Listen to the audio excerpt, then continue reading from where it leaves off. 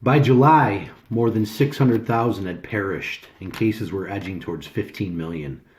The current coronavirus numbers are forcing new shutdowns and continuing to spark uncertainty well into 2021. I live in a blue state called the Republic of New York. Our governor had us placed in restrictions and shutdowns since March 16th. A wartime state had been declared back in China to stem the spike in new cases. I was considered an essential employee and had worked every day throughout the pandemic. As a service technician for a large cable and internet provider, we had never been busier. Online schooling had replaced in-school learning. Millions depended on fast, uninterrupted internet service to conduct Zoom sessions. Work was exhausting and mentally draining. Climbing utility poles running coax cable in 95-degree heat, all while wearing a mask, so a Karen wouldn't call and report me to my employer, was depleting. Once friendly neighbors were now snitching each other out to authorities for not social distancing, wearing masks, or having too many people at their house. Unprecedented and prodigious times we were currently living in. I often looked at the same people and said, if they ever wondered what they would have done in 1930s Germany, they now knew. With travel restrictions still being heavily enforced, I'd spend most of my vacation that summer enjoying the peace and serenity of tent camping, sometimes solo, sometimes with family. It was about the only time things felt normal. Mass-free gathered around campfires, enjoying music and cold beers without the fear of scrutinizing eyes judging you or threatening to call local law enforcement on you. People quickly forgot that their neighbors were the first to look out for your house while you were out of town. You needed sugar, milk, a tool. Your neighbor was the first person you turned to, pre the new normal. For some countries and companies, the race to find a coronavirus vaccine wasn't just a life-saving pursuit. It was also a matter of scientific superiority, national pride, and financial gain. Russia and the United States were in a race with each other that was reminiscent to the space race between the two Cold War rivals of the 1950s. By August, the number of confirmed COVID cases passed 20 million worldwide, with 800,000 dead. With civil unrest still playing out across the country, even more gasoline was poured onto the fire. Another black man, 29-year-old Jacob Blake, was shot and wounded by police in Kenosha, Wisconsin, again captured on cell phone video. Massive unrest and rioting immediately erupted in the streets of Kenosha. Numerous nights of rallies, marches, property damage, arson, and clashes with police followed. Ultimately, this led to what multiple protesters shot and 2 killed in what many feared was the start of Civil War 2.0. Not only were guns in short supply on retailer shelves, but many calibers of ammunition had seemed to go extinct over the summer of chaos. Fortunately, I had hoarded ammo prior to the 2016 presidential election and now sat on a gold mine. Runs were also made on reloading supplies and primers. If you didn't have it by now, you weren't going to find it. By September, all eyes had turned to the ever-fast approaching 2020 presidential election. The Democratic Party has settled on and selected former Vice President Joe Biden. Biden rose from roadkill status in early February to effectively claiming the nomination. A 47-year career politician who was a 6-term senator and a 3-time presidential hopeful loser. He chose former Democratic running opponent Kamala Harris as his vice presidential pick. The stage was now set for the November 3rd showdown. It was being billed as the most important election in our country's history.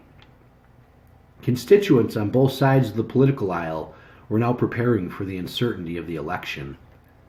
Grocery stores across the country were still imposing limits on certain products. Skepticism and suspicion was still in the air as the 2020-2021 school season approached. Divide, rage, and hate dominated social media between conservatives and liberals. I myself was guilty of falling for it.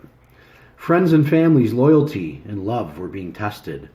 It seemed the two parties could no longer coexist peacefully. If you believed in God, Christianity, the Constitution, freedom, and capitalism, you were now considered to be a racist, domestic terrorist in this new world. Rallies sprung up all over the country while restrictions were still being enforced. The violence between the left and right continued and only seemed to escalate as the election drew closer. Lynchings, arguments, fights turned into shootings and running over bystanders with vehicles. As this played out on TV and the internet, I continued to stock supplies. I had been into preparedness for years, but after taking a hiatus the past few, the pandemic, civil unrest, and elections steered me back into the game. Having enough food, water, and other supplies to last at least 30 days was never a bad idea. Having that alone, you were better off than 95% of the country's population. During those 3 to 4 years, I wasn't stocking it to the rafters. I was working on my most important prep, my body. I was dedicating my time, resources, and money into getting into fighting shape. I once was the overweight prepper you'd see memes about, a morbidly obese guy decked out in tactical gear who could barely walk a mile, let alone run a mile. More likely to die from a heart attack than an end-of-the-world scenario. I dedicated myself to the gym and cleaning up my eating habits. OCH time was born, Operation Chunky to Hunky. By the end of September, with the presidential debates kicking off, and 9 months into a nightmare year for the United States that had seen the national economy decimated, tens of millions of Americans forced out of work, a dramatic degradation of living standards, and thousands of businesses forced to close their doors forever, a second wave of cases began to sweep across the country. Many states were forced to roll back their plans for reopening. Vulnerable businesses that had already lost months of profits had to shut their doors once more shortly after welcoming customers back for the first time since March. At this rate, individual Americans would be suffering for many months to come. During a period of time full of uncertainty and rising COVID cases, the decision was made to allow early voting and mail-in voting. Early polling showed 77-year-old Joe Biden with an early lead after the first presidential debate in what many considered a complete disaster for both parties.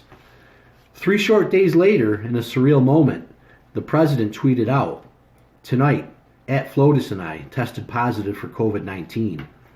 We will begin our quarantine and recovery process immediately. We will get through this together." Not surprisingly, many on the left laughed and sent prayers hoping the 45th president of the U.S. would succumb to the virus and die. Sadly, most Americans now hated people in the opposite political party more than they loved their own political party. The stunning development of a positive test for the president threw the country's leadership into turmoil and lent new uncertainty to the unfolding presidential race. Later that day, Trump was transferred to Walter Reed National Military Medical Center, where he spent the weekend and received various treatments. He would return to the White House the following Monday. 1 short week later, he would return to the campaign trail and board Air Force One as he held a large rally in Florida. By the end of October, the confirmed number of COVID cases had now surpassed 45 million worldwide. While November gathered on the horizon, many likened it to watching a hurricane form in the Gulf. As November 3rd Election Day approached, all eyes across the planet turned to the United States. Joe Biden was now polling well ahead of President Trump. Most wrote it off after predictions gave Hillary Clinton a 90% chance of defeating Trump in 2016. I waited until Election Day morning to cast my vote for our republic. My polling location was a church within walking distance of where I lived. On November 3rd, I rolled out of bed at 5 a.m. so I could shower, dress, and arrive by 6 a.m. The days leading up to the election day saw massive lines wrapped around early polling sites. I headed out the door by 5:30 a.m. It was chilly that morning, and made it 2 minutes down the road before I realized I forgot my mask. Ugh, I said. No matter how much my state government pushed the new normal propaganda on me, I'd routinely forget my mask as I'd walk into a grocery store. I'd have to turn around and walk back like a dog with his tail between his legs to retrieve it. There was an eeriness in the air that morning. The culmination of this election weighed heavily on the country. No matter what the outcome, half the country would not accept the results. The right fully expected the left to go nuclear, melt down, and try to burn the country down if Trump won re-election. The left fully expected the right to take up arms and defend the White House and the president if Biden won. The majority of the U.S. public expected the incumbent to win the election, mainly because of the summer of mayhem and bedlam groups like Antifa and BLM had been responsible for. At 7 p.m. that night, the first two states are decided. President Trump wins Kentucky, and Democrat Joe Biden wins Vermont. 5 hours later, the incumbent was maintaining a comfortable lead when Joe Biden released an ominous statement. It ain't over until every ballot is counted, but we feel good about where we are. It's not my place or Donald Trump's place to declare who's won this election, Biden said. That's the decision of the American people.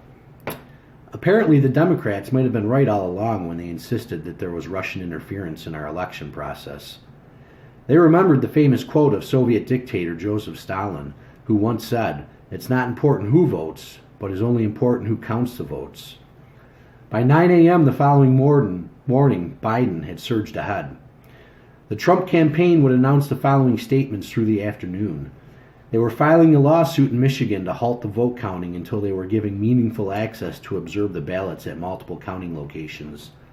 They also wanted to review all the ballots that had already been counted.